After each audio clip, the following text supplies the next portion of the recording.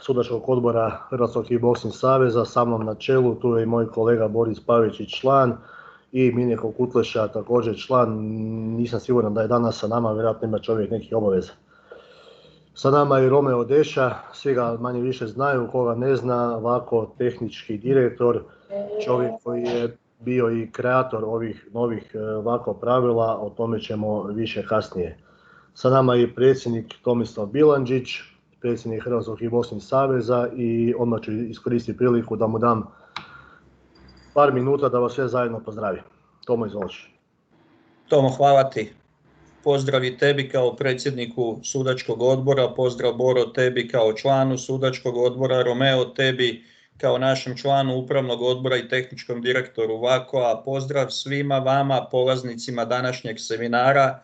U svoje osobno ime vas pozdravljam, ali isto tako i kao predsjednik Hrvatskog kickboksing saveza ispred upravnog odbora Hrvatskog kickboksing saveza. Drago mi je da vas ima i danas toliko. Tomo mi je rekao malo prije jučer da je bilo, Tomo, koliko si rekao, 30-ak? Da, dvoje. 30 i nešto, da bi danas trebalo vas biti 20-ak i 3-4 otprilike, ako sam dobro shvatio i zapamtio. Lijep broj sudaca koji će obnoviti svoje znanje, obnoviti svoje licence. Ovo što ću reći stvarno nije kurtoazno i ovo nije forme radi što ću reći. Stvarno imate priliku slušati od najboljih i učiti od najboljih. Romeo je tehnički direktor VAKO-a, sudjelovao je u donošenju ovih novih pravila. Ako ih netko zna protumačiti na dobar način, ako bi netko ih trebao znati protumačiti, on bi ih trebao znati. Tomo Novosel je nekoliko puta proglašavan bio za najboljeg ringovnog suca na europskim i svjetskim prvenstvima, Boro Pavičić za najboljeg tatamija suca, koliko ja znam, Boro isto tako nekoliko puta. Dakle, imate iskusne, kvalitetne međunarodne suce koji sam siguran da mogu prenijeti dobar dio toga nekoga svoga znanja i iskustva prema vama. Romeo tu ispred i VAKO-a i onoga svega što se tamo događa i možete dobiti informaciju. Ja ću samo minutu, dvije, kako je Tomo i najavio, iskoristiti priliku sve vas pozdraviti, zahvaliti se svima vama što postoji interes za poziv suca. Vrlo zahtjevna uloga i vrlo nezahvalna uloga na našim natjecanjima, vrlo zahtjevna, svi dolazimo mi treneri tamo sa željom da naši borci pobjede. Kad naš borac zada udarac, svi ga vidimo kao bod, kad naš borac i primi udarac i ne vidimo ga baš tako kao bod, svi smo u tom nekom dijelu tamo iz kuta trenera možda u jednom dijelu malo subjektivni. Sve te borbe koje su podjednake i tu negdje rijetko tko će biti od trenera toliko objektivan i reći protivnik je bio bolji, zasluženo je pobjedio. Bude tu dosta često prozivanja sudaca, neargumentiranih i nepotrebnih prozivki koje nemaju utemeljenja. Nažalost, nekad to ima jer i suci su ljudi kao i treneri i natjecatelji i svi griješe. Natjecanja su duga, po cijeli dan traju, sport je dinamičan, brzo se sve događa i moguće su greške.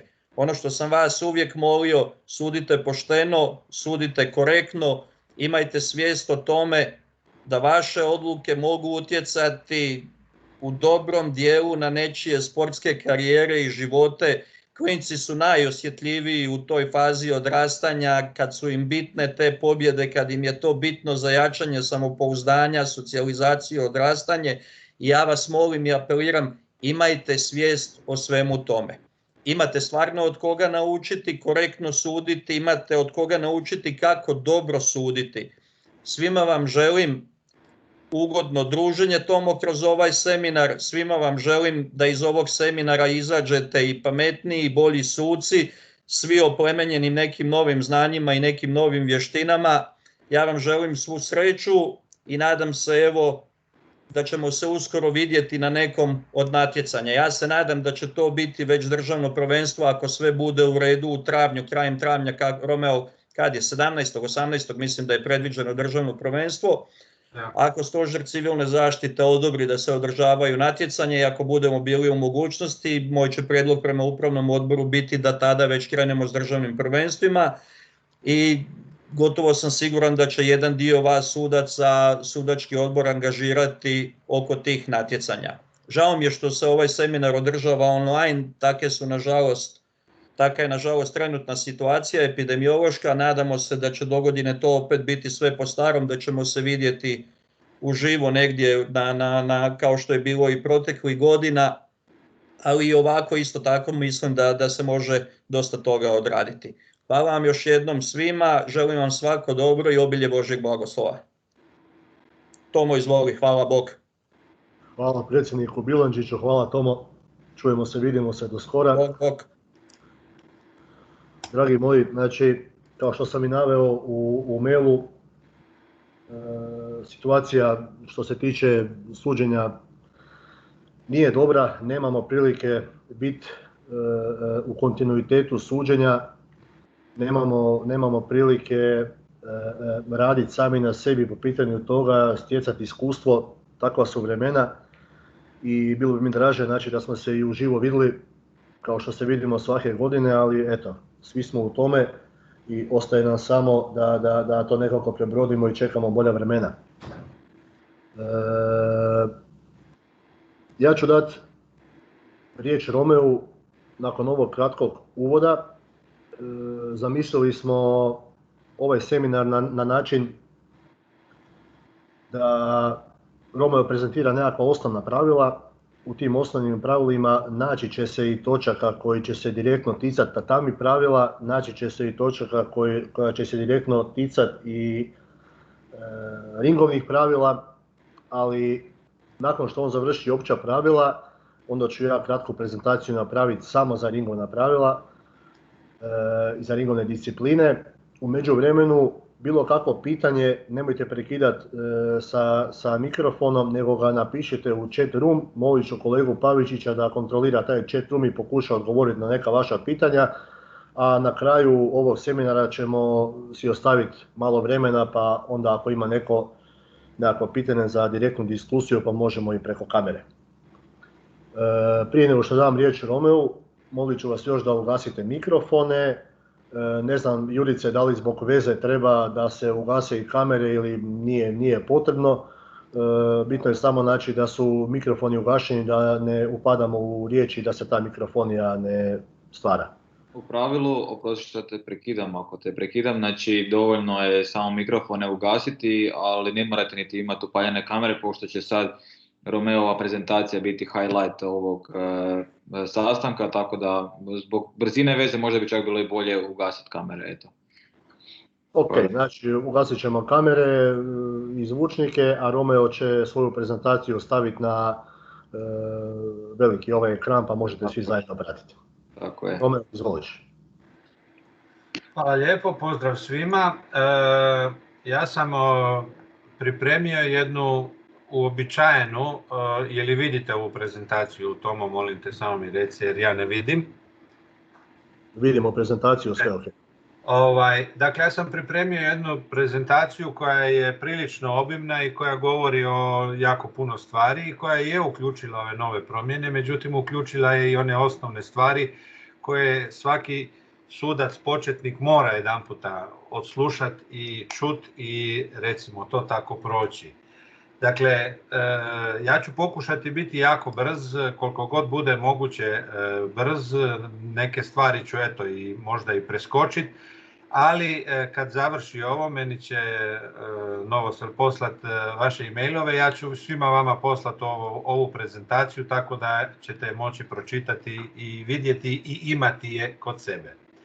Dakle, osnovno o kickboksingu, o hrvatskim izričajima u kickboksingu, definicije disciplina, zaštitna oprema, pa onda kasnije nešto ću reći o svakoj disciplini, o službenim osobama, trenerima i sucima, dobrim skupinama, dokumentaciji, nova stvar Vako ID, Sport ID i kako se pravilno pokazuju, pokazat ćemo na slikama. Dakle, sve ono što je danas u ovim novim Vako pravilima koja su već objavljene na stranici. Dakle, ono što se već ja godinama borim i uporno ko Martin po diviziji lupam i pokušavam i inzistiram na tome da mi u Hrvatskoj koristimo pravilne hrvatske izričaje kad govorimo o kickboksingu kao sportu. Dakle, sport je kickboksing, ne kickboks, kickboks, boks ili tako dalje. kickboxing. To je strana riječ koja je prihvaćena u hrvatski jezik i kao takva ponaša se onda kasnije kao i svaka druga hrvatska riječ. Dakle, sport je kickboxing, a onda iz toga sportaš je kickboksač, a sportašica je kickboksačica. Dakle, nije kickbokser, jer bokser znamo da je hladno oružje, niti je kickbokserica, jer znamo da su bokserice donje muške gaće. Dakle, molim da se uvijek toga sjetite, jer vas kao službene osobe slušaju i novinari, i susjedi, i mladi ovi klinci koji dođu trenirati i od vas će naučiti što je pravilno. Dakle, kickboxing kao sport, kickboksač kao sportaš, kickboksačica kao sportašica. I onda ovdje dalje je cijeli niz tih izričaja koji se trebaju pravilno koristiti. Dakle, ne kickboks, jer isto tako ne kažemo mi fudbal, ni fudbaler, ni fudbalerka, nego kažemo kickboxing, kickboksač i kickboksačica. Dakle, vjerujem da ćete to prihvatiti i upotrebljavati. Borba u kickboksingu, a ovo je u sklopu ovih izričaja, može završiti na bodove, odlukom ringovnog suca, prekidom suca zbog ozljede, nokautom, tehničkim nokautom, kasnije ću reći što je točno to, predajom protivnika, nedolaskom protivnika ili diskvalifikacijom. Dakle, ne može se napisati da je predajom je pobjedio Ivica Ivić, ajde fiktivno, nego da je pobjedio Ivica Ivić predajom protivnika. Dakle, tu treba malo paziti da se točno zna što i kako treba reći. Ono što je važno i vrlo često danas i kod novinara i na televiziji mi slušamo, ali pa se kaže tehnički nokaut i tako, tek tako, zato što je sa nekom tehnikom srušen i više nije mogao se dignuti. Međutim, i u boksu i u kickboksingu je situacija ovakva. Dakle, nokaut je udarac kojim je protivnik izbačen iz borbe, odnosno nakon izbrojanih 10 nije se mogao vratiti, izbrojanih 8 nije se mogao vratiti u borbu. Dakle, to je nokaut. Taj udarac je nokaut i borba je završila nokautom protivnika. Klasični nokaut, to je onaj nokaut kada je borac dobio toliko snažan udarac da ga je srušio, on je ostao na podu i dok god nije sve izbrojano do kraja i izbrojano, on je ostao ležati na podu, to je klasični nokaut. Dakle, on je na podu i nije se digao do kraja brojanja. S time da naglašavam da se može desiti, po procjeni centralnog suca, da on odmah nakon 1 prestane brojati jer vidi da je to bio toliko snažan udarac da dole leži čovjek koji je u nesvijesti i kojemu treba odmah medicinska pomoć. Ali to se onda računa kao klasični nokaut. On se nije digao dok je trajalo brojanje. Tehnički nokaut je treći nokaut u borbi. Dakle, borac je svaki puta mu je odbrojano do 8 i on je bio spreman. Drugi put do 8 bio je spreman i treći put do 8 je bio spreman, ali tada ne može nastaviti dalje zbog tog trećeg knockdowna i onda je to tehnički nokaut. Samo jedna razlika, kod mlađih juniora primjenjuje se pravilo 2 knockdowna, kod svih ovih ostali 3 knockdowna, dakle treći knockdown je tehnički nokaut, a kod mlađih juniora, da bi ih zaštitili, drugi knockdown je tehnički nokaut. Dakle, sukladno cijeloj ovoj priči da je riječ kickboxing kao naziv sporta ušla u hrvatski jezik, onda je tako i kickboxing prvenstvo, kickboxing borba i hrvatsko kickboxing prvenstvo, to su tako pravilni izričaji. Kickboxing natjecanje u disciplini low kick ili natjecanje u low kicku.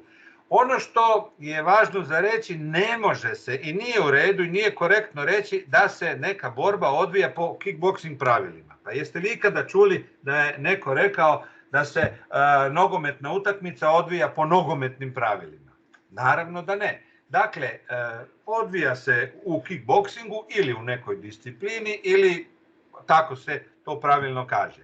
Međutim, kada govorimo da se po nekakvim korigiranim pravilima odvija nekakva borba, onda to možemo reći kada su te promocije. Dakle, po K1 pravilima od Gloria, po K1 pravilima od K1 organizacije. Dakle, to je kada privatni promotori, privatne promocijske kuće modificiraju pravila i onda se kaže, to je po njihovim pravilima. Po pravilima Gloria, po pravilima K1 organizacije, ali to je samo specifično za tu svrhu, ne u ovim našima. Hrvatski kickboksing savez, to je pravilan naziv, nije kickboksački savez, nije kickboks savez i tako dalje, a naša svjetska organizacija je World Association of Kickboxing Organization. Dakle, asocijacija od svjetskih kickboksing organizacija, a skraćenica se čita jednostavno VAKO. Dakle, ne VACO, VAKO ili WKO, nego VAKO. Definicije kickboksinga. Dakle, kickboksing je moderan borilački sport koji obuhvaća više sportskih grana, odnosno disciplina, a to su point fighting, light contact, kick light, full contact, low kick, K1 style i forme, a forme imaju dvije poddiscipline, glazbene i kreativne forme. Kickboksing je nastao krajem 60. godina na osnovama karatea, tajlandskog boksa, taekwondoa, kung fua i drugih više ili manje poznatih orijentalnih borilačkih sportova vještina. Osnovni cilj svakog kickboksača je nadvladati ili savladati. To ću kasnije spomenuti razliku između ta dva pojma, nadvladati i savladati, boljom tehnikom, brzinom, snagom svog protivnika uz maksimalnu sigurnost, toleranciju, poštenje, čast i sve ono što krasi jednu fair borbu. Kickboksing je dakle jedan zapadnjački odgovor na cijeli niz istočnjačkih borilačkih vještina, a prva pravila, službena pravila, napisao je Mike Anderson 1972. godine. U kickboksingu je specifično, obzirom da su to Amerikanci prvi na neki način definirali, specifično je da se koristi maksimalna zaštitna oprema. Dakle, od svih sportova najviše se u kickboksingu koristi zaštitna oprema. Jednom riječju ili jednom rečenicom, u kickboksingu svaki udarac između onoga s čim se udara i tamo gdje se udara ima zaštitu. Dakle, uvijek je između šake i glave ili rukavica ili kaciga, ili je štitnik jedan, ili je štitnik za potkoljenicu, ili je štitnik za papuče. Dakle, uvijek između onoga s čim se udara postoji zaštita. I to je specifičnost. Osim jednoga udarca, jednog jedinog udarca u tehnici kickboksinga, a to je koljenom u tijelo gdje tu nema zaštite. Ali kako smo taj udarac ukrali, onda ga nismo mogli uskladiti sa ostalom logikom. Point fighting je jedna od disciplina, od 7 disciplina kickboksinga i ona se, u stvari sama riječ kaže, borba na bodove. Dva natjecatelja se bore prvenstveno želeći nadvladati. Dakle, sad tu dolazimo do razlike. Nadvladati većim brojem bodova, nadvladati boljom tehnikom, ne savladati i srušiti, što je cilj u ringovnim disciplinama. Tamo je sa snagom želja srušiti protivnika i onemogućiti ga da nastavi. Dok u tatami disciplinama je intencija ostvariti što više bodova. I to karakterizira onda i borbe na tatamiju, odnosno u tatami disciplinama. Brzina, tehnika, kontrolirani udarci, brzi udarci i što više pravilnih brzih udaraca, što znači da je što više ostvarenih bodova. Važno za reći da se sve tehnike na tatamiju izvode sa strogo kontroliranim tehnikama, ali ipak naravno nije to pipkanje kao što negdje se zna vidjeti, nego to je udarac koji mora sjesti na svoje mjesto, ne s namjerom da sruši, nego s namjerom da ostvari čisti kontakt. Ne polukontakt, nego čisti kontakt. Ne snažan, kontroliran. Tehnike se izvode, što bi se moglo reći, iz lakta i iz koljena. Ne iz kuka, ne sa težinom tijela, nego samo brzinom udarca iz lakta ili iz koljena ukoliko se radi o nožnim udarcima. Ono što je važno reći u point fightingu, kod svakog udarca zaustavlja se borba i 3 suca koja su okolo boraca dodjeljuju bodove. Light contact je disciplina u kojoj se također sa kontroliranim i laganim udarcima, strogo kontroliranim ili laganim udarcima odvija borba, ali u kontinuitetu. Dakle, sada više se ne prekida borba, nego sada imamo 3 bodovna suca, centralni sudac u sredini, 3 bodovna suca bilježe bodove i evidentiraju i na kraju naravno pobjeđuje onaj koji je ostvario više bodova. Ne onaj koji je srušio, ne onaj koji je savladao, nego onaj koji je sa boljim i većim brojem bodova, sa boljim tehnikama i sa bržim tehnikama nadvladao protivnika. Kick light je disciplina, odnosno, vratit ću se na light contact. Light contact je na neki način jedna veza između point fightinga i kasnije full kontakta. Dakle, tu je otprilike slične su tehnike, samo ajmo reći, to je jedna spona između te dvije discipline. Za razliku od kick light je spona između opet point fightinga ili light kontakta i low kicka. Dakle, to je tehnika kontroliranih udaraca sa kontroliranom snagom, brzina, skupljaju se što više bodova sa pravilnim tehnikama, ali u ovoj disciplini dozvoljeni su i udarci po natkoljenicama i zbog toga se ovdje i nose kratke hlače. Pobjeđuje naravno onaj borac koji ima više bodova koji su rezultat pravilnih udaraca. Full kontakt, kao što sama riječ kaže, to je puni kontakt. Kontakt sa punom snagom, to je prva ringovna disciplina i jedna od prvih disciplina općenito kickboksinga. Postojali su u prvi 72. su bili definirani point, odnosno semi-kontakt i full kontakt. Te dvije discipline, ali smo se kasnije razvili. Dakle, ovdje je sada cilj savladati protivnika. Ne ga bodovima i sve ostalo, nego cilj je savladati. A ako ga ne uspiješ savladati, odnosno nokautirati, naravno ne ozlijediti, nego nokautirati ga sa snažnim udarcem, onda će se pobjednik odrediti temeljem više bodova. Boduju se sve ručne tehnike, nožne tehnike koje moraju biti iznad pojasa, dakle u glavu, prednji dio tijela i dopušteno je čišćenje. Dakle, rušenje protivnika čišćenjem, a čišćenje se izvodi papuča na papuču.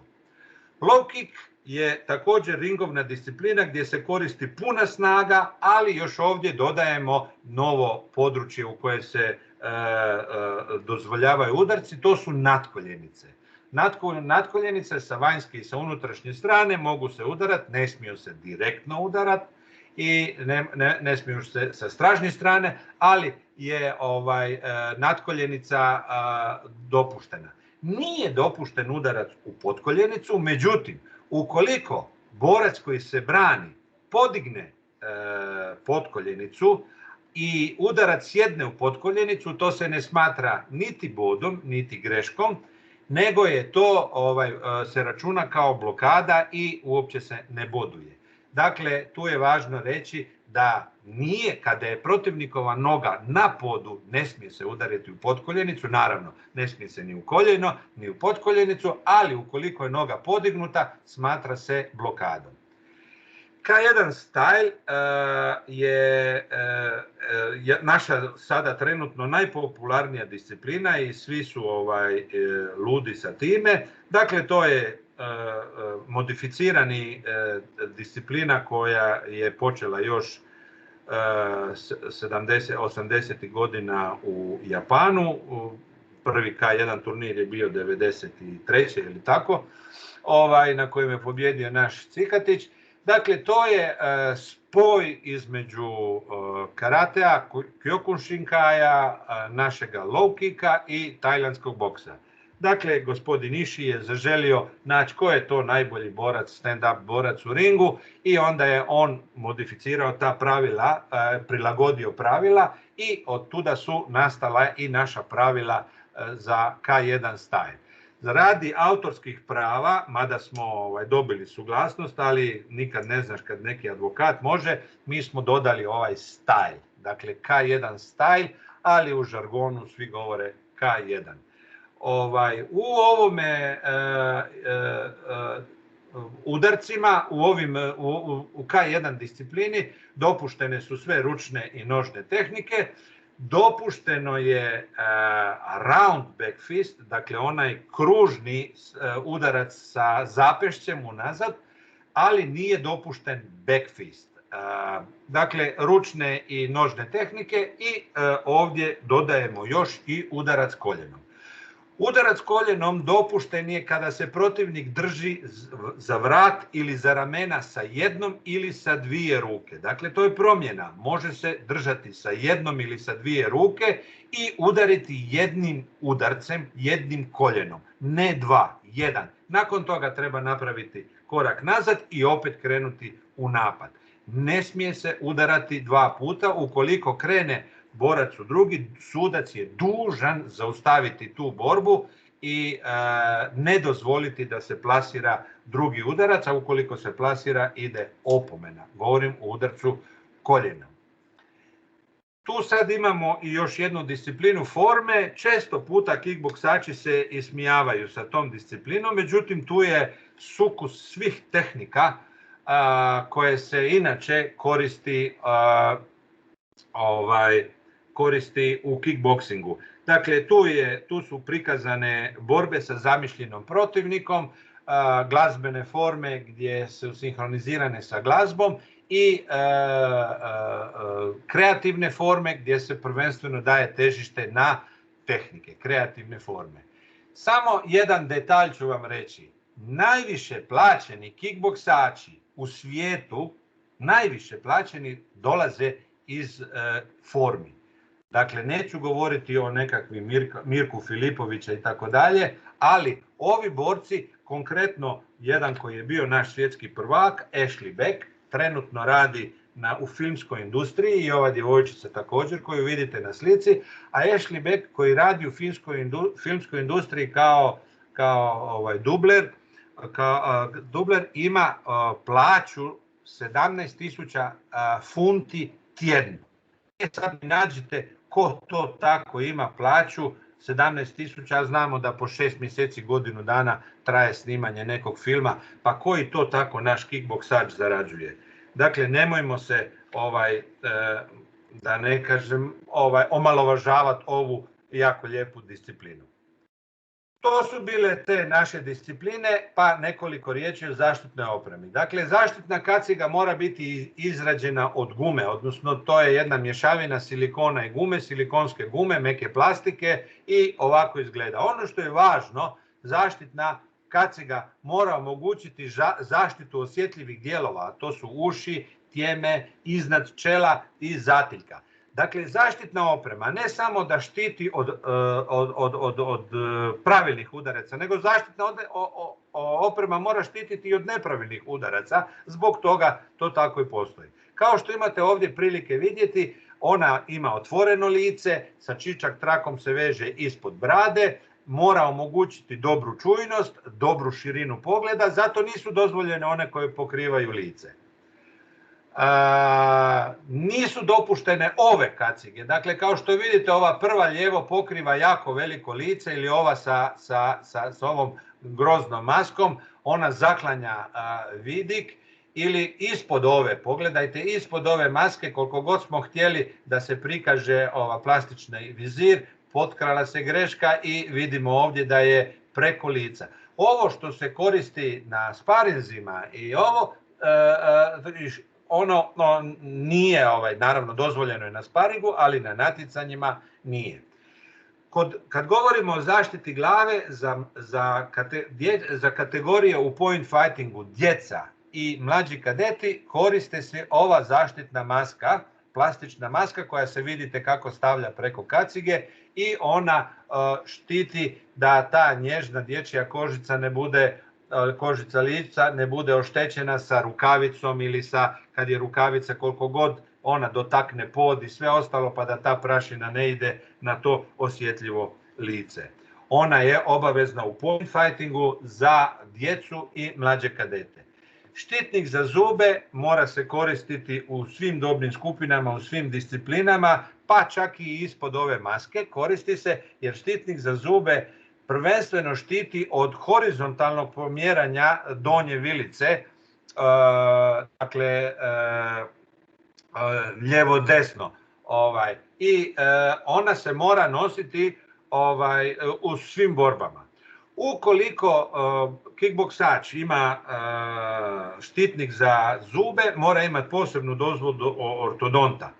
Ukoliko ima kickboksač štitnik za zube ispod, na donjim redu zuba, tada mora imati štitnik koji pokriva i gornji i donji. A ako ima samo gornji, dovoljno je pokriti gornji dio zuba sa posebnom štitnikom. Štitnik se opet izrađuje od te fleksibilne silikonske gume. Moderni, ovi današnji najnoviji su napravljeni tako da se uroni u toplu vodu i da se točno formira prema konfiguraciji zuba natjecatelja. Point fighting rukavice su rukavice koje imaju otvorene dlanove, originalno kako bi se na neki način moglo dopustiti da se malo i ispruži ruka. Koriste se rukavice u pravilu od 8 unci, to je 226 grama. Palac mora biti pričvršćen za tijelo rukavice, to je jako važno.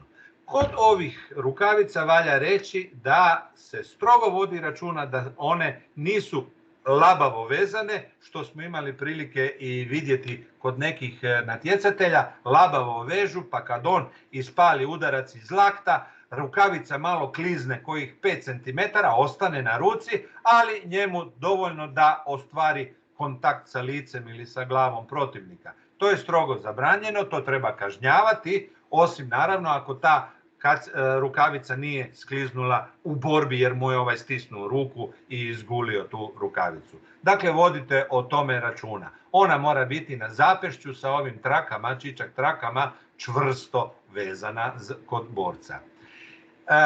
Kickboxing rukavice, ono što sam jučer govorio o ovim sucima, a što smo mijenjali u pravilima, dakle jedno od postulata ovih novih pravila je da se ne koriste imena drugih sportova, niti da se drugi sportovi, oprema drugih sportova koristi ovdje. Tako da mi sad raspoznajemo point fighting rukavice i kickboxing rukavice. Budimo iskreni, ovo su klasične boksačke rukavice, ali mi ćemo ih zvati kickboxing rukavice. One se koriste, one su težine 283 grama, odnosno 10 unci, koriste se u lightu, kick lightu i u svim ringovnim disciplinama. One su zatvorenih dlanova, zatvorenog dlana, one su čvrste, čvrsto palac je zašiven za tijelo rukavice, rukavica ne smije biti oštećena, puknuta, napuknuta, sve to može na neki način ne fair štetiti drugom protivniku. Dakle, neka protivnik dobije udarac, a ne da ga se ošteti oko ili tako nešto, zato što je ona napuknuta ili ogrebana. Ono što je važno reći, čičak trakama se vežu na zapešću u širini 5 cm, može se zalijepiti i sa flasterom, dakle ne plastičnim trakama, ne selotejpom ili ne znam kojim, nego sa ovim trakama flasterom na bazi tkanine, da bi se to zapešće učvrstilo. Rukavice za profesionalne borbe su iste takve, osim što se ne vežu čičak trakom, nego se vežu sa uzicama, ali sve drugo je jednako. Bandaže se koriste za zaštitu zapešća i za zaštitu stopala. Dakle, dopuštene su sada bandaže i za stopala. Bandaže se omotavaju amaterski, odnosno bandaža ima cilj zaštititi kosti zapešća i kosti stopala, a ne pojačati udarac. Dakle, nema nikakvih namotavanja da bi se pojačao udarac, da bi bilo to tvrđe ili tako. Ne, osnovni cilj je zaštititi ove kosti, jer znamo koliko puno tih kostiju ima u stopalu i u zapešću. Bandaže su dužine od 2,5 do 5 metara, a ono što je važno za reći, ukoliko se koriste, nisu obavezni za stopala, ali ukoliko se koriste na stopalima, mora se koristiti i elastični steznik za skočni zglob. Dakle, preko njih se mora koristiti taj elastični steznik i to je važno zbog toga da se ne bi tokom borbe odmotavali i da ne bi se prekidala borba. Štitnici za laktove koriste se u point fightingu kako bi se kod ovih posebnih tehnika gdje se s jednom rukom blokira, a s drugom se udara u donji dio u tijelo, dok se blokira napad i štiti ruka, pa je znalo dolaziti u tim slučajevima da laktom se udari u obrvu ili u čelo protivnika i dolazilo je do pucanja arkade, što je onda kasnije to zapriječeno, jer ovaj je držao ruku, naletio na lakat, a ovaj je glavom krenuo u svom napadu, tako da sada se u point fightingu u svim dobnim skupama koriste rukavice. Štitnik za prsa koristi se za starije kadetkinje, juniorke i seniorke, može biti kao kapica ispod grudnjaka ili kao cijeli štitnik. Štitnik za genitalije obavezan je za sve natjecatelje u svim dobnim skupinama. Dakle, i za dječake, i za djevojčice, juniorke, seniorke, juniore i seniore. U svim dobnim skupinama ravnopravno za sve muške i ženske. Štitnici za potkoljenice koriste se zajedno sa papučama, kasnije ću pokazati. Koriste se u point fightingu, light kontaktu, kick lightu i full kontaktu. Dakle, gdje se koriste papuče, koriste se i štitnici za potkoljenice, ovako izvedeni. Važno za reći da moraju biti od donjeg kosti koljena do vrha papuče. Dakle, moraju pokrivati potkoljenicu. Štitnici za potkoljenice koji se koriste u low kicku i u K1, evo su ovakvog oblika, to je štitnik koji pokriva od koljena do rista i prekrivaju u jednom dijelu rist i nožne prste. Dakle, od koljena preko skočnog zgloba do potpunog prekrivanja nožnih prstiju. Ono što je važno reći, one se moraju s donje strane učvrstiti ispod stopala i da se ne bi odvajalo i da ne bi došlo do mogućnosti da se nožnim prstom, nožnim palcom udari u protivnika, ne do Bogu, u oko protivnika. Nisu dopušteni oni štitnici koje smo prije imali, koji se navlače kao čarapa, takozvani socks type. Zaštitne papuče, dakle point light, kick light i full kontakt, koriste se, one moraju biti potpuno zatvorenoga pete, s donje strane moraju biti elastični traki koji se hvataju za prste, da se ne bi odvajalo od prste i moraju u potpunosti prekrivati stopalo.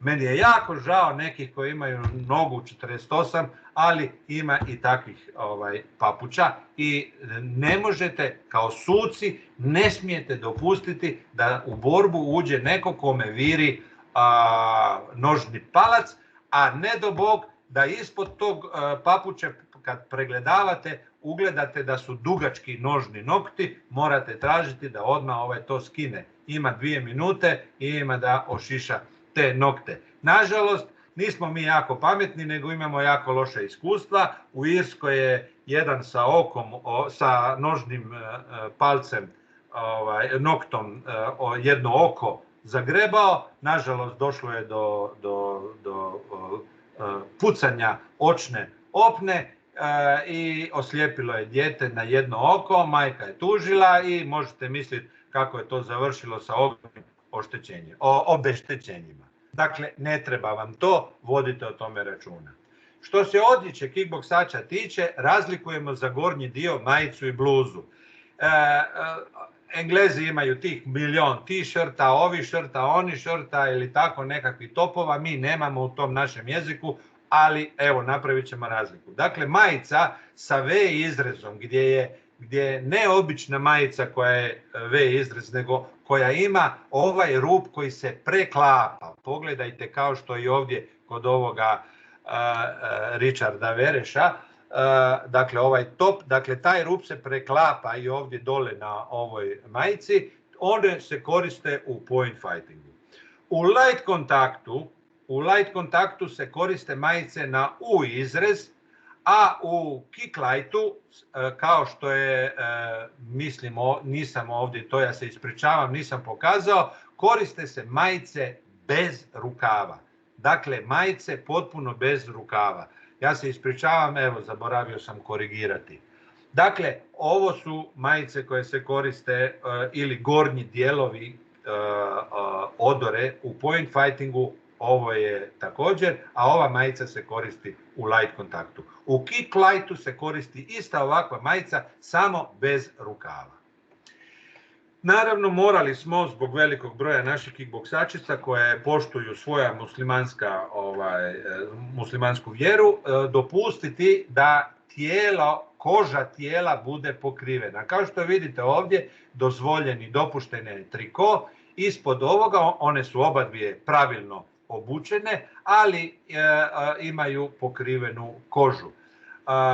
Lice naravno ne smije biti pokriveno, to nije dopušteno, i ono što je važno reći, ne može ona, ako kaže ja sam muslimanske vjeroispovijesti, onda iza toga sve slijedi, a to znači da se mora kompletno pokriti, a ne noge neću, a tijelo hoću, ili ruke hoću, a noge neću. Dakle, sve mora biti pokriveno i mora biti pravilno. Ovaj triko nikako ne smije biti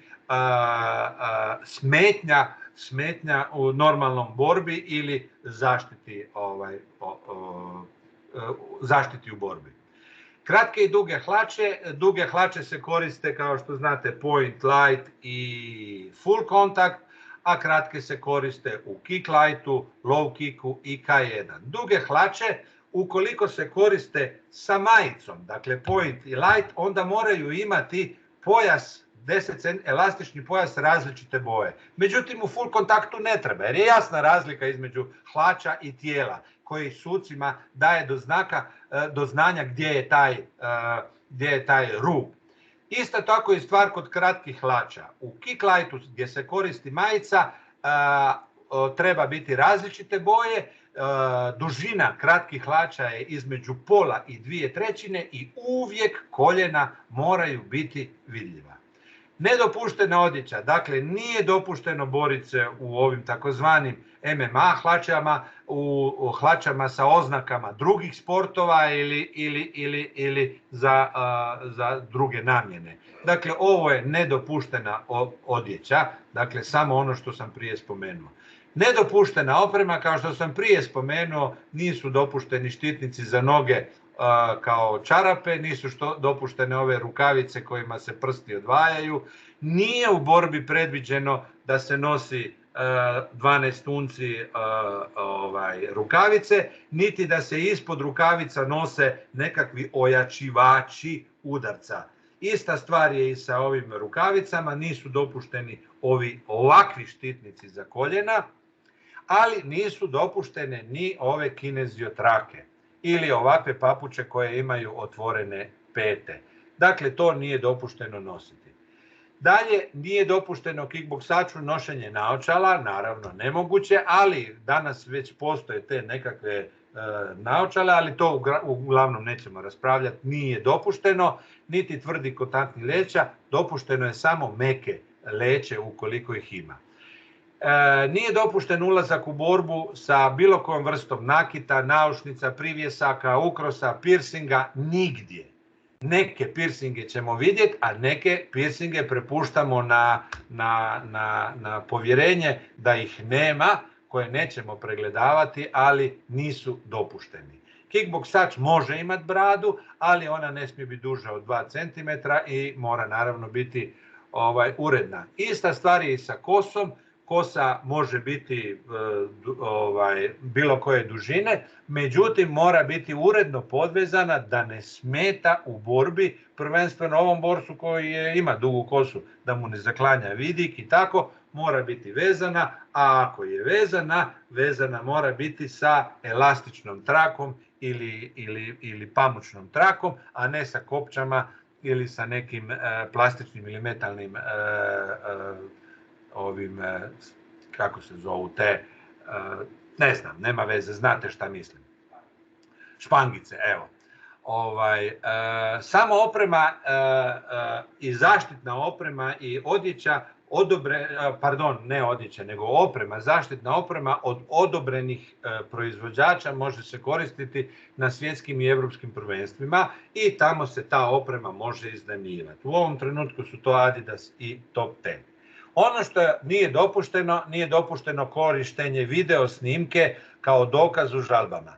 Dakle, VAR ne pali u kickboksingu. Zašto? Pa zato upravo zbog specifičnosti borbe mi imamo tri suca koji gledaju iz tri različita kuta i ne može to niti jedna kamera tako pokriti da bi se moglo nadzirati. Možda u budućnosti, ali za sada nisu primjenjive.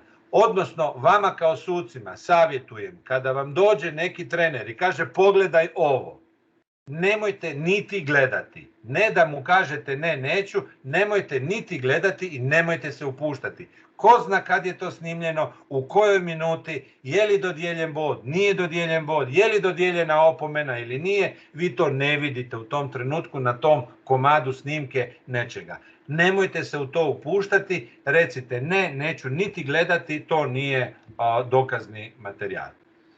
Postupak provjere zaštitne opreme i odjeće, dakle, važno je reći da to rade bodovni suci i u ringu i na tatamiju. Bodovni suci pregledavaju borca prije nego što dopusti centralni sudac da uđu u ring, odnosno na tatami. Kad im se dopusti, centralni sudac će samo jednog i drugoga pitati da mu pokažu štitnik za zube, ništa drugo. Dakle, centralni sudac ne pregledava opremu, pregledava i bodovni sudac. S time da natjecatelji koji nose rukavice, kickboksačke rukavice, light, kick light, point, full, low i ovo, izlaze van sa omotanim bandažama, bez rukavica, da sudac može provjeriti da nisu pojačali te ili ubacili nešto tvrdo u te bandaže i onda će im sudac dozvoliti da vuku rukavice, da stegnu te rukavice i onda ulaze oni u ring, odnosno na tatami. Kao što sam rekao, nije dopušteno ulaziti sa nikakvim nakitom i to se jednostavno vidi. Kad se pregledava kaciga, onda se lagano sa prstima zavuče ispod kacige i dotaknu se uši, dakle donja resica ušiju da se vidi da nema, i lagano se, ne duboko, lagano se samo makne majica da se vidi da ne nosi nekakav lančić i tako. Djeca zaborave, pa nije problem da to skine, međutim sve ostale stvari nije predviđeno da sudac dira kickboksača kojega pregledava. Dakle, nije predviđeno, a ako mu se pregledava štitnik za prsa ili štitnik za genitalije, onda će se zatražiti od kickboksača da on kucne, a vi ćete čuti taj zvuk da je kucnuo u nešto tvrdo, što znači da ima štitnik za prsa kickboksačica ili kickboksač ili kickboksačica da imaju štitnik za genitalije. Nije dopušteno učvršćivanje zaštitne opreme dodatnim ljepljenjem s ljepljivim trakama preko originalnih traka za učvršćivanje. Dakle, to se često dešava kada oprema je već malo pohabala se, kada onaj čičak više ne drži, to se lijepi, to nije dozvoljeno, međutim, koji puta, ja bih rekao, i suci zažmire. U cijeloj ovoj logici pregleda opreme uvijek treba voditi računa da li će nedostatak opreme dovesti u opasnost jednog ili drugog borca. Dakle, to je važno. Dakle, ne smije biti pukotina na rukavici, ne smije biti prekratki papuča, ne smije, jer može drugog borca dovesti do ozljede. A ako je ovo zalijepljeno sa nekim flasterom malo, ne smijem to reći, ali naravno to nikoga neće oštetiti, nikoga neće porezati. Dakle, tu trebate voditi se nekakvom zdravom logikom. Naravno, pravila se uvijek hladno pišu, crno-bijelo, međutim, uvijek se suci mogu ipak malo posavjetovati sa svojom logikom. Dakle, rekao sam o tom pregledu kacige, rukavice, ono što je važno, ne smiju biti oštećene i palac mora biti zašiven za tijelo. Dakle, ne smije se dogoditi da on makne palac i da onda s tim palcem pogodi protivnika. Što se tiče ostaloga, znamo, imamo tatami koji su 7x7 i imamo ring koji je otprilike 6x6. Kod ringa ovo je stari nacrt, pravi nacrt je od 580 do 630, ali to je otprilike ovako. Ono što je važno za reći, što suci uvijek trebaju znati, od centralnog stola bliži lijevi kut je crveni, dalji desni kut je plavi. Na tatamiju lijevo je crveni kut, desno je recimo plavi kut, plava strana. Dakle, to vodite, to će vas uvijek pitati gdje ide crveni kut, gdje ide plavi, vi kao sudac morate znati. Bliži lijevi je crveni, dalji desni je plavi. Raspored borilišta za natjecanje otprilike je ovakav, dakle opet ako pogledate, ako su ovo centralni stolovi, sa lijeve strane je crveni, ugledano od stola, sa desne strane su plavi. Dakle, kad govorimo o osnovnim pravilima, općim pravilima, dakle, treba znati da se ta borba odvija na fair osnovama, uz poštivanje protivnika, sudaca, službenih osoba i uglavnom na pošten način. Rezultat borbi je onaj koji je osvojio više bodova i temeljem više bodova ili bolje izvedenih tehnika, pa i nokauta, taj borac treba pobijediti. Dakle, ne smije se dogoditi da pobjedi borac koji je lošiji, koji je slabiji i koji je i ostvario manje bodova. To se ne smije dogoditi, to nije smisao poštenog natjecanja. Što se tiče rukovanja, predviđeno je prvo rukovanje, shake hand, kada kaže centralni sudac, predviđeno je samo na početku borbe, kasnije nije. Međutim, znate i sami, kada jedan borac pogriješi i kako se ispriča ovome drugome, pa opet da takne. Naravno da to nećete braniti. Ili kad počinje druga runda, oni se opet taknu rukavicama, nećete to braniti, međutim pravila su opet suhoparna i kažu rukovanje samo na prvi puta kad kaže centralni sudac shake hand. U slučaju povrede jednog od kickboksača borba treba biti zaustavljena samo onoliko koliko je službenom liječniku potrebno da odluči može li ili ne može ozlijeđeni kickboksač nastaviti borbu. Dakle, službeni liječnik neće sanirati povredu. Možda neki liječnik može staviti 3 šava, 3 punta na nekakvu arkadu u roku od 2 minute i to sve sanirati, ali ne može. Povreda se ne smije sanirati. Dakle, sudac će pozvati doktora, doktor će pregledati i reći može li nastaviti ili ne može nastaviti. Sudac, ako doktor kaže da ne može nastaviti, sudac će poštivati i mora poštivati tu odluku.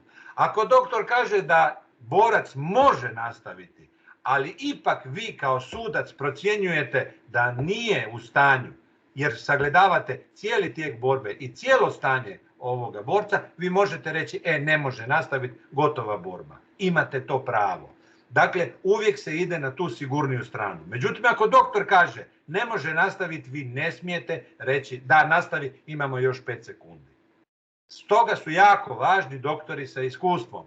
u borilačkim sportovima. Da ne dođe doktor školske medicine koji će odmah reći to je gotovo, a 2 sekunde i vodi 20 razlike. Dakle, bilo je slučajeva kada su doktori to dopustili i ovaj je napravio 2 koraka nazad i osvojio pobjedu, do drugog dana je iščašeni zglob, ne iščašeni, nego iskrivljeni zglob sanirao preko noći i osvojio je medalju i tako dalje.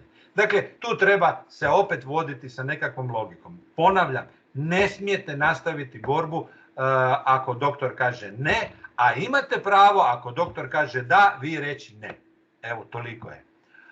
Ono što je važno za reći, nakon povrede i kada se to odradi, onda treba vidjeti kako je došlo do povrede. Da li je, tko je prouzročio povredu, je li povreda izazvana namjerno ili nenamjerno, da li je posljedica grube greške ozlijeđenog kickboksača ili grube greške i nepravilne tehnike ovoga koji je udario. Dakle, ukoliko je povreda nastala nenamjerno, izvođenjem tehnike ili zbog sinergije 2 borca u borbi, tada ovaj ozlijeđeni, a ne može nastaviti, neće moći nastaviti, pobjednik je ovaj drugi. Međutim, ukoliko je došlo do povrede i ovaj ne može nastaviti, a prouzročio je grubom namjerom, to je očito, sa namjerom da ozlijedi ovoga, ili sa toliko grubom greškom gdje se vidi da ga je udario s tom namjerom da ga ozlijedi, tada će taj borac mora biti diskvalificiran. Dakle, ne možete ovome reći ovaj ne može nastaviti, i doktor je rekao da ne može nastaviti, a ovome reći samo minus bod pa nikom ništa. Ne, ako ovaj ne može nastaviti, ovaj mora biti diskvalificiran. Naravno, u slučaju namjerne greške i grube povrede, vrlo grube povrede pravila.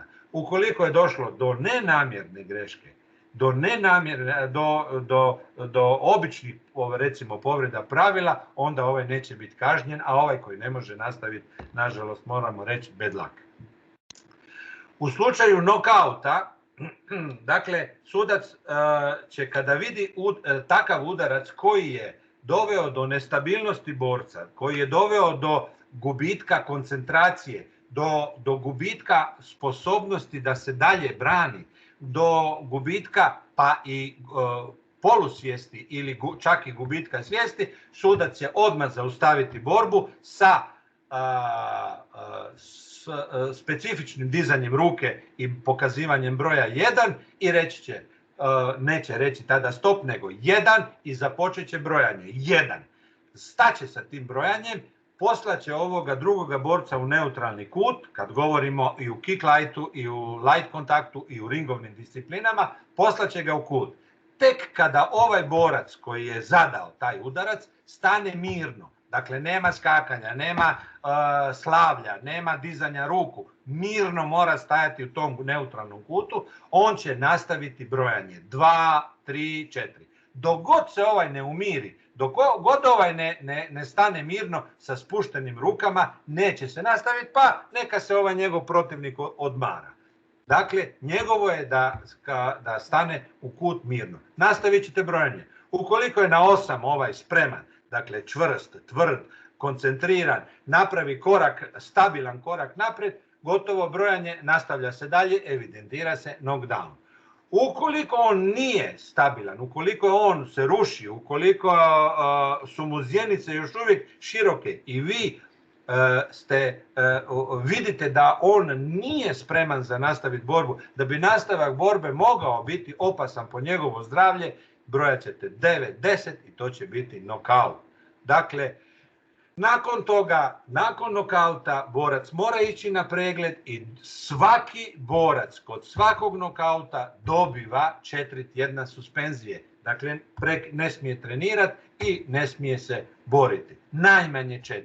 Ukoliko u sljedećem dobije drugi nokaut, onda će biti zabrana za 3 mjeseca, a ukoliko dobije i treći nokaut, bit će zabrana 12 mjeseci. Naravno da doktor, bilo onaj tamo na borilištu ili kasnije pregled u bolnici, može produžiti odmah i reći ovo je bilo toliko teško, ne može godinu dana nastupati niti trenirati. Ono što je važno reći, kod te, dakle, kada se doživi nokaut i kada je neko, njemu se prestaje važiti liječničko uvjerenje i prije sljedeće borbe mora napraviti novo liječničko uvjerenje, a doktor će reći da li je potreban CT ili sken glave ili ne. Dakle, to se sve vodi na posebnim izvještajima i to se evidentira i to je već propisano, dakle, nema tu nekakvog odstupanja, ovo radi i naša doktorica, ovo rade i doktori vani. Naravno, važno je da se ne smije napadati kickboksača koji je na podu. Dakle, nema, zabranjeno je, strogo zabranjeno. A šta to znači da je kickboksač na podu? To znači, ja se ispričavam, samo da kažem da je po novim pravilima brojanje i knockdown i knockout uveden i u sve tatami discipline. Kasnije možemo o tome više reći. Dakle, kada je kickboksač na podu, dakle, kada je nakon udarca ili serije udaraca bilo kojim drugim dijelom tijela dotaknuo, osim stopala, dotaknuo pod ili se objesio na konopce ili djelomično ili potpuno ispadne izvan konopaca ili ali se vidi da je dakle ne mora se srušiti, ali se vidi da je u polusvjesnom stanju ili se bespomoćno objesi na ovoga protivnika. Dakle, to se tada smatra na podu. Ovaj se mora, koji nije recimo ozlijeđen, on mora napraviti korak nazad, a sudac se u tom slučaju početi brojati knockdown. Dakle, neću sad ovo dalje ponavljati. Što se tiče medicinskih pravila, rekao sam, kickboksaču nije dopušteno pružati medicinsku pomoć, odnosno sanirati povredu, naravno da će doktor to pregledati. Ali uloga centralnog suca je sada ovdje jasno definirana kod knockdowna. Dakle, kada je borac u knockdownu, kada leži na podu, centralni sudac jedinu ulogu u tom trenutku ima pozvati doktora i zadržati borca na podu. Dakle, ne smije mu vaditi štitnik za zube, niti ga okretati u bočni položaj. To je jako važno. Zašto? Zato jer vrlo često kod stvarno snažnih udaraca može doći do povrede vrata, a onda kad ga se okreće u desni bočni položaj, onda mu još dodatno tu povredu pojačamo. Dakle, na izričiti zahtjev centralni sudac ne smije ništa dirati, treba ga samo zadržati dok dođe doktor, a onda će doktor pružati pomoć, pa možda čak i pozvati centralnog suca da mu da ruku ili tako nešto. Ono što je važno za reći, da borci ne smiju uzimati nekakve lijekove, naravno doping ili metode koje su zabranjene, ali ako uzimaju lijekove, ti lijekovi moraju biti prepisani od doktora, oni ih moraju prijaviti prije toga, prije natjecanja, sa cijelom popratnom dokumentacijom. Dakle, ne može neki klinac sam uzimati nekakav lijek i reći, ja to uzimam. Naprimjer, sad on uzima ono za astmu i sada to. Ne, mora to dokumentirati sa prepisanim ovim receptom od svog doktora i onda će to unaprijed prijaviti, pa ako bude doping kontrola, onda će se to uzeti u obzir. Ukoliko on to ne prijavi, a utvrdi se doping kontrolom da ima nekakve sastojke, naravno može imati suspenziju od 4 godine, maltene ni kriv ni dužan. Trener i pomoćni trener moraju ostati sjediti cijelo vrijeme. Dakle, nema više, pogotovo na tatamiju, skakanja i ponašanje trenera ovisi samo o vama, dragi suci. Samo o vama. Dakle, vi imate pravo dati treneru koji skače, koji galami, koji komentira, koji bilo šta se neprimjereno daćete mu jednu opomenu, drugu usmenu opomenu i treći put ga diskvalificirate iz te borbe. Jasno, vi na to utječete i koliko vi budete dosljedni u tome, toliko će treneri poštivati to pravilo. Naravno, ako vi ne budete reagirali, oni će skakati, derat se i svašta raditi. Odnosno, ajmo to tako reći, jeste li, gospodo suci, ikada vidjeli na ringu da ovi skaču, da se penju, da uleću između konopaca i tako dalje? Treneri. Niste nikada, ali na tatamiju ste svašta vidjeli. Sada to više nema. Trener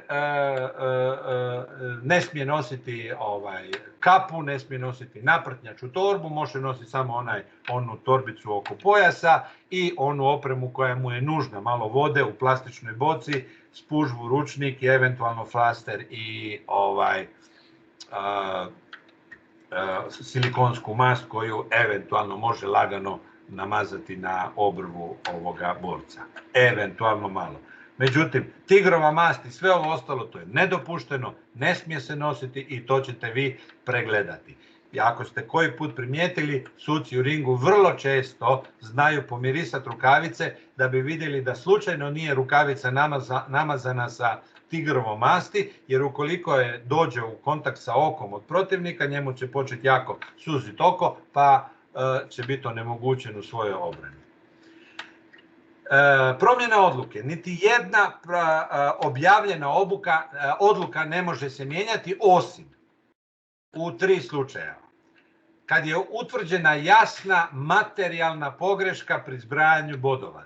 Kada je bodovni sudac zamijenio strane i krivo tipkao, pa kaže ne, ja sam se zabunio, oprostite, tipkao sam crvene bodove na plavu tipku i obrnuto.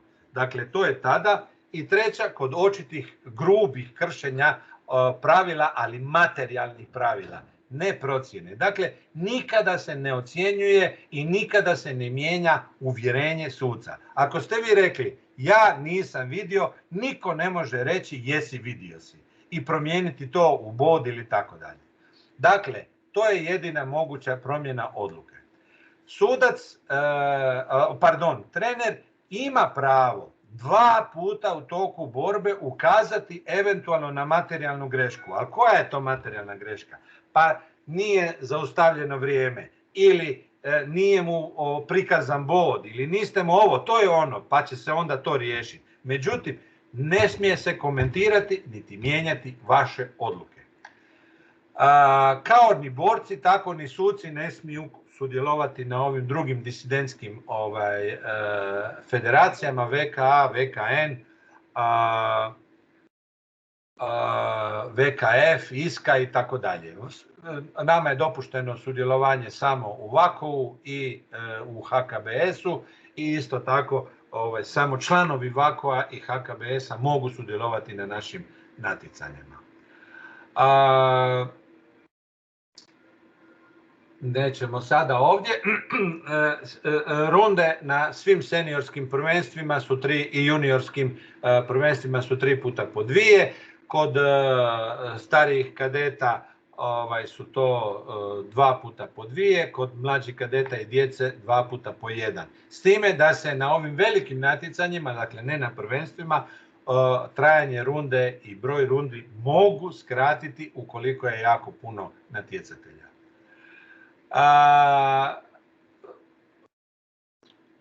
Izlaz, dakle izlaz ne primjenjuje se u ringu, nego je izlaz na tatamiju. To je kada natjecatelj svojevoljno izađe sa cijelim stopalom. Dakle, ukoliko je on izašao kao rezultat povlačenja u borbi ili kada je eventualno napadao protivnika i izašao van, to se ne smatra izlazom. Ali ukoliko je gurnut ili ukoliko je gurnut, ne smatra se izlazom, a ovaj će dobiti baš ono, ako je gurnut, opomenu. Međutim, ukoliko on svojevoljno izašao, evidentira se kao izlaz i svaki izlaz je minus bod, ali ti minus bodovi se vode odvojeno od ovih drugih ostalih opomena i minus bodova kad govorimo o tatamiju. Kršenje pravila sad je ujednačeno u svim disciplinama, i na tatamiju i na ringu, i za kršenje pravila se izdaje najprije jedno usmeno upozorenje. Dakle, ide borba, u toku je borba i sudac će samo lagano, tiho borcu reći digni glavu, nemoj tako, nemoj se saginjati. Dakle, samo jedno usmeno upozorenje, da je takozvani caution. Nakon toga ide usmena opomena. Tada će sudac zaustaviti borbu, ali ne vrijeme. Stop, pokazati ovome ne smiješ udarati laktom i ovo ono i dati mu usmenu opomenu. I odmah nastavlja dalje. Dakle, nema obavještavanja stola. Sljedeće kršenje pravila je službena opomena. Tada se zaustavlja vrijeme, zaustavlja se borba, zaustavlja se vrijeme. Borcu se jasno kaže šta je pogriješio i kaže mu se službena opomena i to se kaže zapisničkom stolu. Jer se za stol to sad upisuje. Druga opomena, službena opomena znači i minus bod. Treća službena opomena je drugi minus bod. I četvrta službena opomena je treći minus bod i jednako je diskvalifikacija. Dakle, tu treba reći da ta diskvalifikacija je u stvari tehnička diskvalifikacija i ukoliko je borac na takav način ili zbog izlaza ili zbog kršenja pravila diskvalificiran, tada je tehnički diskvalificiran i on zadržava pravo osvajanja rezultata koji je do tada osvojio. Dakle, ako je u finalu svjetskog prvenstva, on će biti drugi na svijetu i to je to. Međutim, ukoliko je ta diskvalifikacija zbog njegovog ponašanja, behavioralna diskvalifikacija, tada će on biti maltene brisan iz rezultata i sve što je ostvario bit će brisano. Dakle, ukoliko je nesportsko ponašanje, ukoliko je s namjerom da ozlijedi ovoga, ukoliko je napao službenu osobu ili tako nešto što je krajnje nesportski, on će biti diskvalificiran sa ovom drugom diskvalifikacijom, puno težom i moguće da će biti pokrenut stegovni postupak. Dakle, to sam rekao nesportsko ponašanje, s time da je ista stvar važi i za suce. Za suce, za trenere. Dakle, trener nakon 2 usmene opomene će biti diskvalificiran iz borbe, međutim, ukoliko nastavi se neadekvatno ponašati, bit će diskvalificiran taj dan, a može biti sa cijelog prvenstva diskvalificiran. Ukoliko je diskvalifikacija za dan ili za prvenstvo, tada će protiv trenera biti pokrenut stegovni postupak. Disciplina point fighting. Dakle, vrlo kratko, to sam već spomenuo, neću sad tu ponavljati. Tehnička disciplina, puno bodova, brza disciplina i kontrolirani udarci. Kickboksač u point fightingu, kao što vidite, nosi gornji dio na V izrez, duge hlače, kacigu, rukavice, štitnike za laktove, i ovu svu zaštitnu opremu koja je inače ovdje, da sad to puno ne objašnjavam. Ukoliko u point fightingu je jedino dopušteno nošenje pojasa koje označava stupanj zvanja u borilačkom sportu, međutim samo u point fightingu, light kontaktu i kick lightu nije. Naravno, nije dopušteno ni u ringovnim disciplinama. Dakle, u point fightingu je važno sa brzinom postići pravilan udarac. 3 suca, dakle 1 centralni i 2 bodovna, su postavljeni u trokutu oko 2 borca i svaki put kad vidi bod, kad vidi pravilno izvedenu tehniku, centralni sudac će reći stop i istovremeno će rukom pokazati 1 ili 2 ili možda čak 3 prsta kojim će dati znak da je crveni, dobio 1 bod. Isto tako, kada on kaže stop, i bodovni suci isto tako moraju pokazati što su ili što nisu vidjeli. Dakle, pokazat će ili 1 ili 2 ili možda čak i 3 boda, ili će pokazati da smatraju da je nepravilan bod, ili će pokazati da nisu vidjeli. Uglavnom, bod će biti dodijeljen, centralni sudac će dodijeliti ukoliko su 2 suca donijela istu odluku. Dakle, ovdje je većinska odluka. A što se tiče mjesta udaranja, u point fightingu dakle dopušteno je iznad pojasa, u prednji dio tijela, u glavu, prednji dio glave, nije dopušteno u tjeme, u stražnji dio glave, u zatiljak je u point fightingu dopušteno u slučajevima da se ovaj okrenuo, ali taj udarac je dopušten.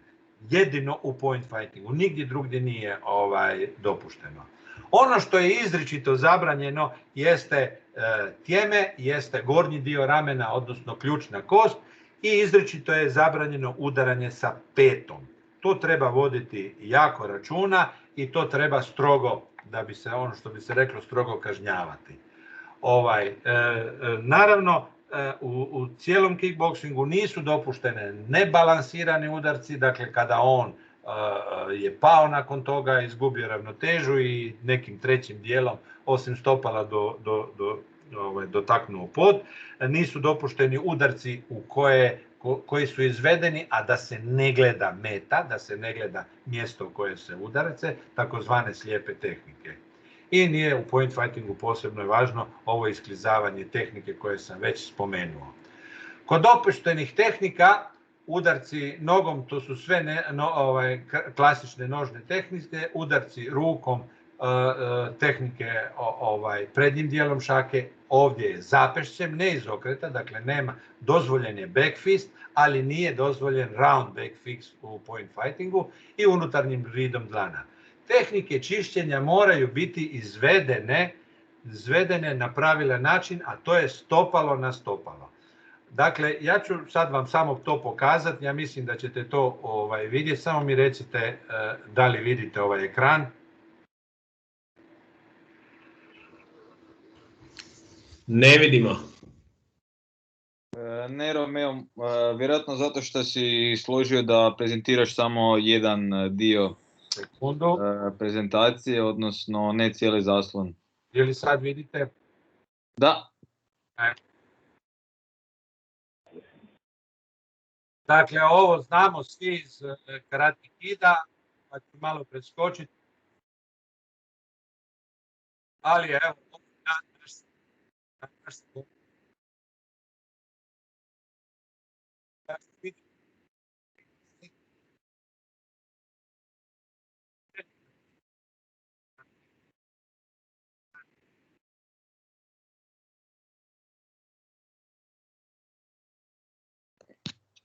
Romeo, ne čuješ se kada se pušta video.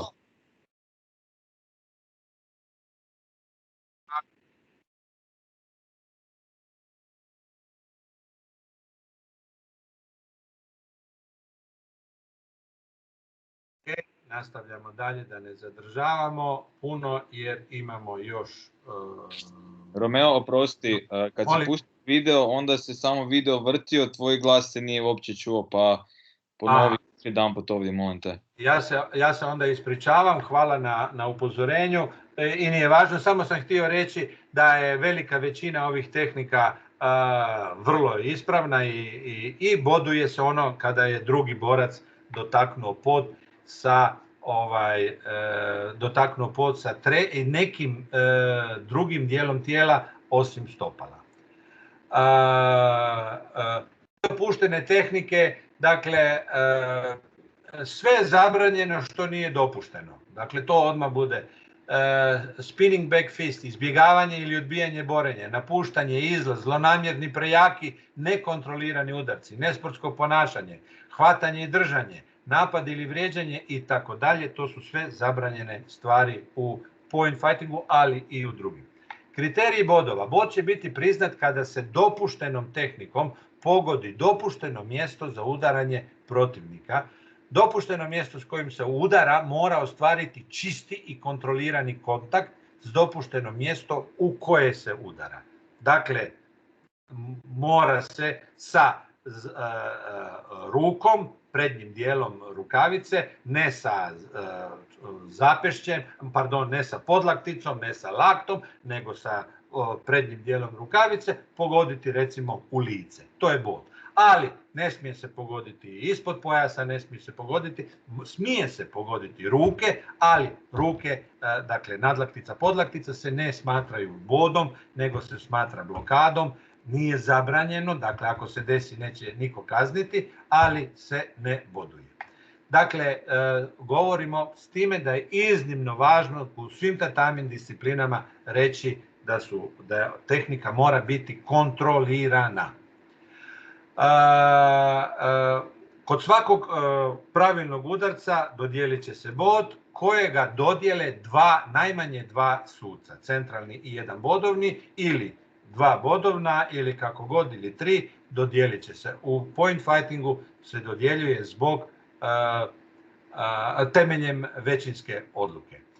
Bodovi u point fightingu i u svim ovim drugim tatami disciplinama, dakle point light i kick light su udarac rukom 1 bod, udarac nogom u tijelo 1 bod, čišćenje koje je rezultiralo da je protivnik dodirnuo, dakle rekli smo s trećim dijelom tijela, 1 bod, udarac nogom u glavu 2 boda, udarac nogom u skoku u tijelo 2 boda i udarac nogom u glavu u skoku 3 boda.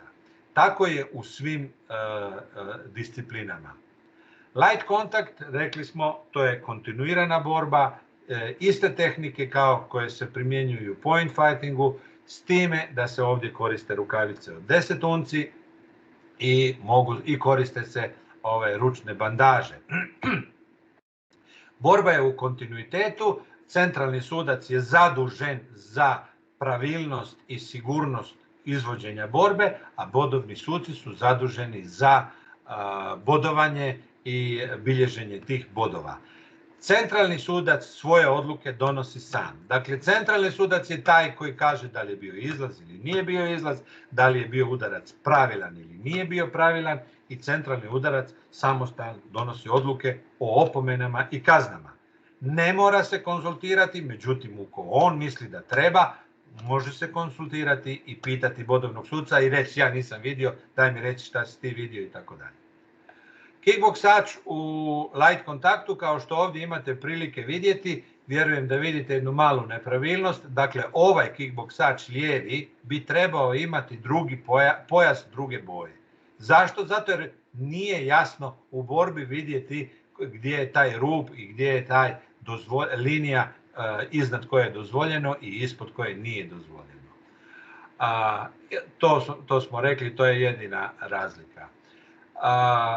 Ista stvar sa vođenjem borbe, kao u point fightingu, tako i u light kontaktu, sudac daje znak, najprije se rukuju, daje početak borbe, međutim u light kontaktu i u kick lightu kao i rigovnim disciplinama imamo naredbu break.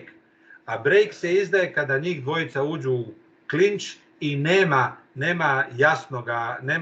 jasne da će se nastaviti borba, nego se oni skoro pa hrvaju u klinču, tada će sudac reći break.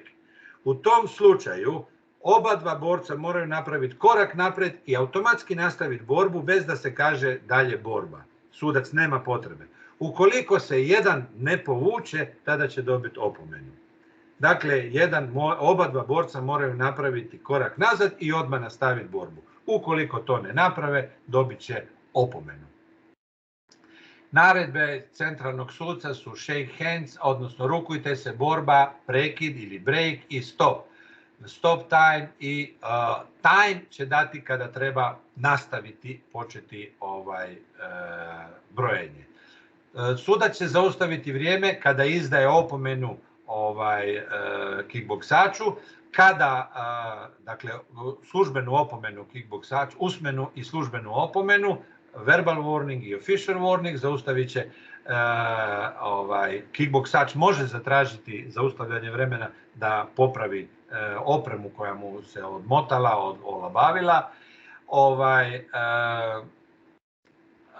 ili sudac može isto to tako zatražiti, ili kada kickboksač, centralni sudac vidi da je kickboksač ozlijeđen, on će zaustaviti vrijeme. Naravno, zaustavit će vrijeme i automatski kada završi runda. Što se tiče pravila borenja u light kontaktu, mjesta udaranja su ista, osim što je u light kontaktu sada zabranjeno udaranje u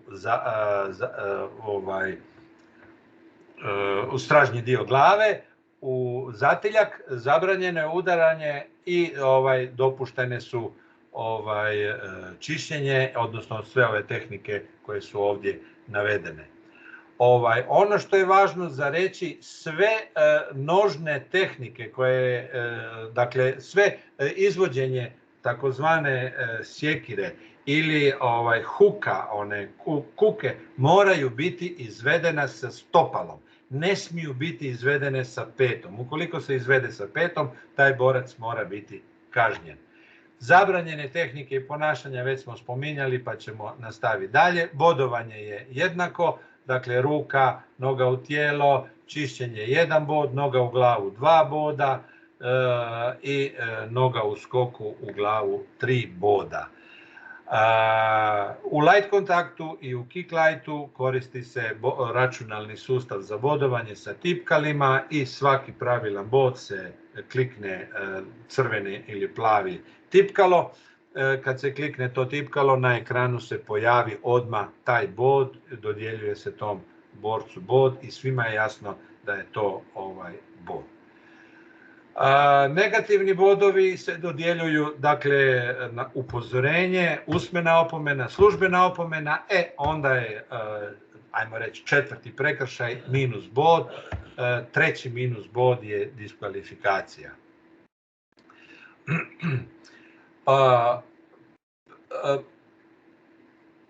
Dakle, kad se može prijevremeno završiti borba, u light kontaktu i u kick lightu, u point fightingu borba će se završiti ukoliko je razlika 10 i više u rezultatu, a u light kontaktu i kick lightu borba će završiti ukoliko je, dakle, na kraju borbe ili ranije će završiti ukoliko kod najmanje 2 suca je 15 bodova i više. Dakle, to je u light kontaktu i u kick lightu. U ringovnim disciplinama nema tog ograničenja, jer i ovaj koji gubi sa 30 razlike može u zadnjoj sekundi nokautirati protivnika i pobijediti. Eto, to je tako. Neću vas maltretirati sa videom, mogu to drugom prilikom prikazati.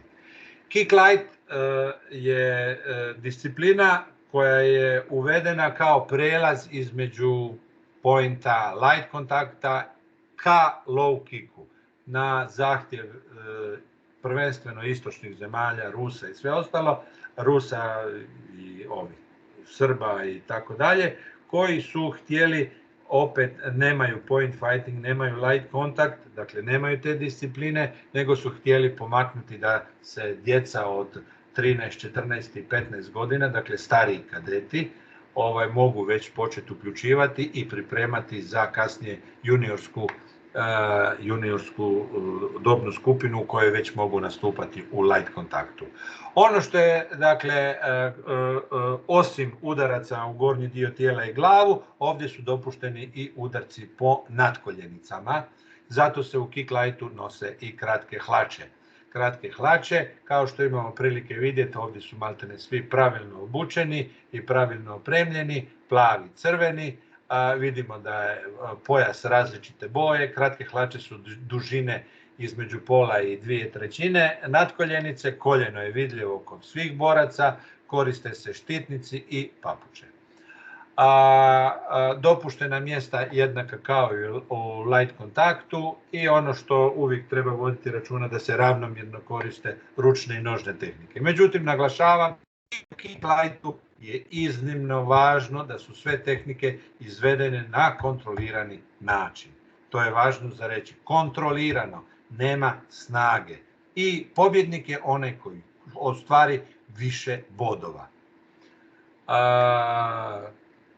Zabranjena mjesta za udaranje su jednaka kao i svih ovih ostalih, dakle nema tu nekakve promjene i bodovanje je jednako kao i kod ove prethodne dvije discipline. 1 bod ruka u tijelo i u glavu, 1 bod nogom u tijelo, 2 boda nogom u glavu i u skoku nogom u glavu 3 boda. Forme imamo glazbene forme i kreativne forme. Obzirom da ih mi ne izvodimo i ne natječemo se u njima, neću vas maltretirati s time, ali ipak naglašavam da je to vrhunska tehnika koja koristi sve tehnike iz kickboksinga i zahtijeva jako dugačke i vrlo zahtjevne pripreme i uglavnom borci koji se natječu u formama kasnije jako dobro prolaze u cijelom svom životu ako se nastave sa bavljenje sa time. Dakle, neću vas maltretirati. Ovo je Jessie Jane McParland, jedna od naših najboljih kickboksačica, odnosno one koji izvode glazbene forme.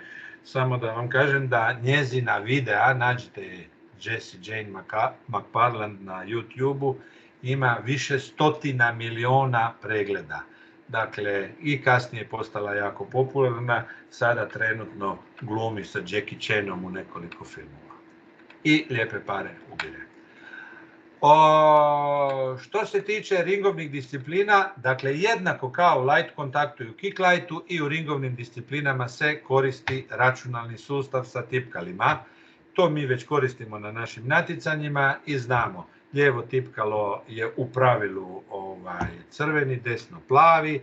Svaki pravilan udarac se klikne na ta tipkalo i on se odmah pojavljuje na ekranu. Dakle, i onaj u zadnjem redu dvorane koji ništa ne kuži vidi da je bio nekakav udarac i vidi da je dodijeljen bod. Nema naknadnih ocjenjivanja, nema naknadnih procjena i procjena štete i tako dalje. U kickboksingu je sve jednostavno. Ukoliko, a govorimo o našim domaćim prvenstvima, nemamo mogućnost za sve pokriti, a uskoro ćemo imati, onda se koriste papiri, odnosno bodovne liste. Ono što je važno reći u ringovnim disciplinama, dakle centralni sudac je taj koji vodi brigu o pravilnosti odvijanja borbe i o sigurnosti oba dva natjecatelja. Naravno, on mora zaštititi slabijega, ne na nepošteni, nesportski način, nego da ne dođe do povrede i ozljede i zaustaviti će borbu i prekinut će borbu ukoliko je ovaj drugi borac izrazito bolji i ukoliko prijeti opasnost od povrede. Može se dogoditi da dođe do povrede, nije svaki puta svaka povreda i svaki udarac knockdown i knockout, ali ukoliko ovaj iskrene zglob i skočni zglob ili ruku, zaustavit će se borba, pozvaće se doktor i opet ona ista priča. Ako doktor koji ne smije sanirati povredu, nego samo treba pregledati, naravno, saniranje povrede nije brisanje nosa i zaustavljanje krvarenja, saniranje povrede je vraćanje iščašenog zgloba, saniranje povrede je šivanje, saniranje povrede je ne znam šta, to će se morati bolje definirati u medicinskim pravilima, ali brisanje nosa i špricanje sa hladnim sprejem, to se ne smatra saniranjem povrede. Dakle, doktor ne smije sanirati i ukoliko doktor na kraju kaže da neko može nastaviti, nastavit će. Ukoliko doktor kaže ne može nastaviti, centralni sudac mora prekinuti borbu.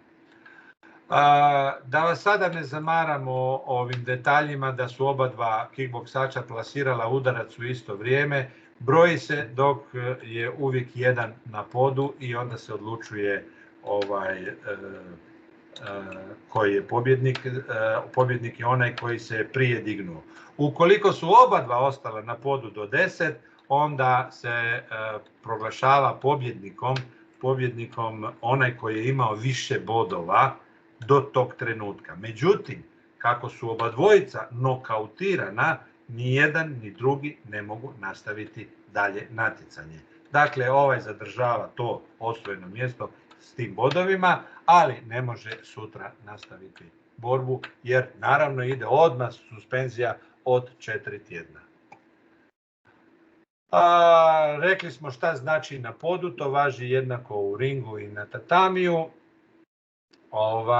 Odluke, dakle pobjede može biti na bodove, predajom protivnika, zaustavljanjem borbe sudac može zbog prejakih udaraca, ali to će biti uvijek po brojanju, najčešće po brojanju. Ja se iskreno ne sjećam da je neko prekinuo borbu, a da nije zbog jakih udaraca, a da nije brojao.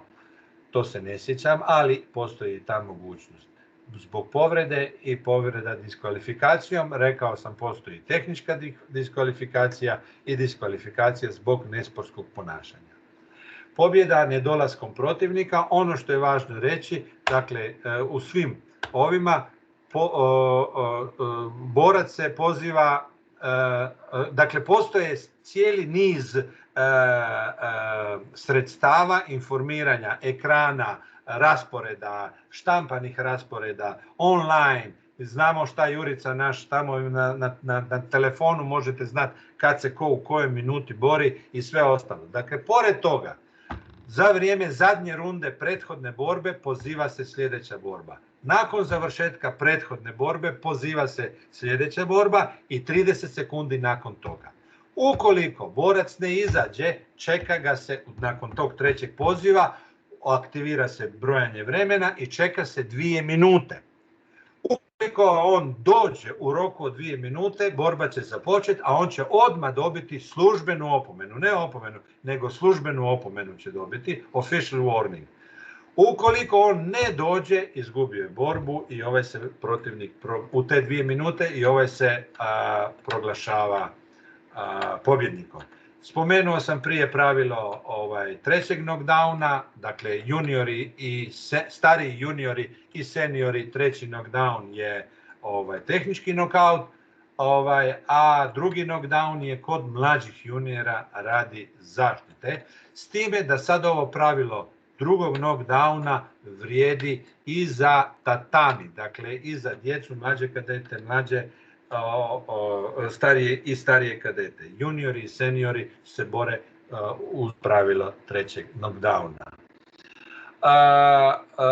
Dakle, i u ringovnim disciplinama, kao što smo i prije spomenuli, što sam prije spomenuo, dakle, bod je da je izveden sa punom snagom, sa potpunom ravnotežom, sa brzinom, pravilno izvođenje tehnike, ono što bi se reklo, svjesnost izvođenja tehnike, dakle u punoj koncentraciji, a ne da ovaj pada u nesvijest i onda još malo nogom udari ovoga. Dakle, mora biti tehnika izvedena sa namjerom, sa snagom, fokusirana, balansirana, mora se gledati u mjesto udarca i to će biti bodovana tehnika i dodijeljen bod.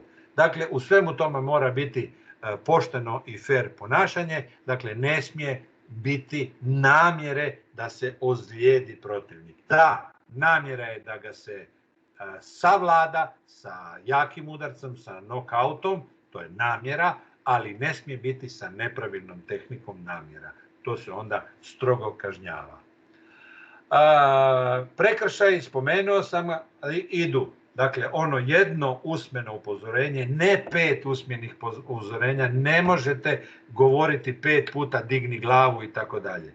Zašto je ovo uvedeno? Pa imali smo često slučaj da glavni sudac ringa prigovara centralnom sucu i kaže pa zašto nisi davao, pa ja sam ga upozoravao. Sad je ovdje jasno sad napisano, jedanput ga smiješ upozoriti. Drugi put mu moraš dati usmenu opomenu, treći put službenu, četvrti put prvi minus bod, peti put drugi minus bod i šesti put, šesto kršenje pravila je treći minus bod i automatska diskvalifikacija. Podsjetit ću, kazne za trenere, 2 usmene opomene i zatim diskvalifikacija. Ovo su klikeri ako se ne koristi bodovanje sa računalnim sustavom. Dakle, klikom se brodova i ti se bodovi upisuju na ove bodovne liste. Naravno da se ovo sada sve više i više izbjegava i ove bodovne liste vrlo skoro će preći u povijest. Dakle, rekli smo za kazne, neću ih ponavljati, upozorenje, opomena, službena opomena, minus, diskvalifikacija. Full kontakt je disciplina, rekli smo, u kojoj se dva borca, ovo je profesionalna borba našega Bojana Miškovića, pa onda vidimo da nema kacigu, ali ovo drugo je sve u skladu sa full kontaktom. Dakle, tehnika u kojoj se punom snagom udara se iznad pojasa, u glavu i dozvoljena je dole tehnika čišćenja. Kickboksač u full kontaktu, dakle kickboksačice nose gore top ispod kojeg imaju štitnika za prsa. Svi kickboksači, i ženski i muški, moraju nositi ove štitnike za genitalije, imaju štitnike za potkoljenice i papuče, naravno rukavice od 10 unci i kacige. Dopuštena mjesta za udaranje su iznad pojasa i čišćenje, nije dopušten back fist ovdje niti round back fist, dakle dopušteni udarci su direkt, uppercut i kroše. Broj u full kontaktu, temeljem iskustva kojega smo imali neke davne 98. kada su Rusi došli na Europsko prvenstvo sa reprezentacijom broj 2 iz boksačke, dakle prva reprezentacija otišla na olimpijadu, a druga reprezentacija je boksačka došla na naše Europsko prvenstvo i pomlatila sve naše, a da nijedan nije digo nogu. Doslovce namlatila, boksači vrhunski. Tada je uvedeno pravilo da se u svakoj rundi mora napraviti 6 udaraca nogom. Najmanje 6 udaraca tehnika, nožnih tehnika. Ne moraju ostvariti bod, ali moraju biti pravilno izvedene. Dakle, ta tehnika može biti blokirana, pa nije bod, ili je sjela na pravo mjesto, pa jeste bod. Ali mora ih biti 6. Ukoliko kickboksač u prvoj rundi ne napravi tih 6, a postoje tih takozvani kick counteri, brojači udaraca nogom, ukoliko ne ostvari 6 udaraca, ima pravo nadoknaditi u drugoj rundi. Ukoliko u drugoj rundi zbrojeno sa prvom nema 12, dobit će minus bod. Onda u drugoj rundi mora ostvariti tih 6 ili nadoknaditi i u trećoj rundi mora opet ponovno ostvariti 6. Ako je u prvoj ostvario 10, u drugoj 10, a u trećoj samo 5, dobit će minus bod jer ne može nadoknaditi.